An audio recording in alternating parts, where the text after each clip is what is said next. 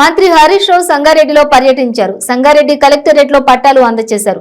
హరితహారం కింద పెంచిన చెట్లను పరిశీలించారు. జిల్లా కలెక్టర్ శరత్ కు ఐఎస్ఓ సర్టిఫికెట్ ను అందజేశారు. తన పర్యటన నేపథ్యంలో మంత్రి జిల్లా పంచాయతీ అధికారుల తీరుపై ఆగ్రహం వ్యక్తం చేశారు. జాతీయ రహదారిపై మురికి నీరు ప్రవహించడంపై అసంతృప్తి వ్యక్తం చేశారు. వెంటనే సమస్య పరిష్కరించాలని అధికారులను ఆదేశించారు.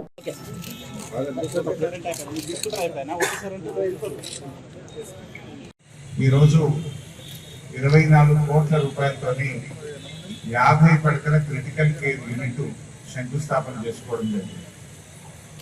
ముఖ్యంగా ప్రజాప్రతినిధులు తెలుసుకోవాల్సింది ఏంటంటే ఈ క్రిటికల్ కేర్ యూనిట్ అనేది అత్యవసర సేవలు.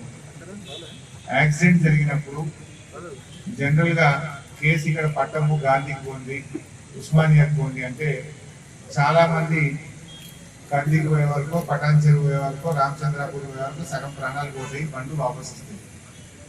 అంటే దీంట్లో గోల్డెన్ అవర్. యాక్సిడెంట్ జరిగిన మొదటి గంటలో మంచి సేవలు దొరికితే మనిషిని బతికించుకునే అవకాశం ఉంటుంది.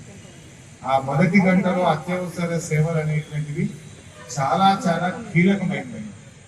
ఆ మొదటి గంటలో మనం యాక్సిడెంట్ అయిన మనిషికి మరి చికిత్స అందగలిగితే 50% ప్రాణాలను మనం కాపాడుకునేటువంటి అవకాశం ఉంటుంది. సో దానికి సంబంధించి ఇవాళ అన్ని మన మెడికల్ కాలేజెస్ లో, అన్ని జిల్లా హెడ్ క్వార్టర్లలో ఈ క్రిటికల్ కేర్ యూనిట్ తేవాలని చెప్పి ప్రభుత్వం నిర్ణయం తీసుకోవడం జరిగింది. ఈ క్రిటికల్ కేర్ యూనిట్స్ లో ఏంటంటే అవసరమైన మందులు కానీ, ట్రైన్డ్ డాక్టర్స్ కానీ, స్టాఫ్ నర్సెస్ కానీ, ఐసీయూ ఫెసిలిటీ కానీ అన్ని వసతులు ఇక్కడ మేము కల్పించడం జరుగుతుంది.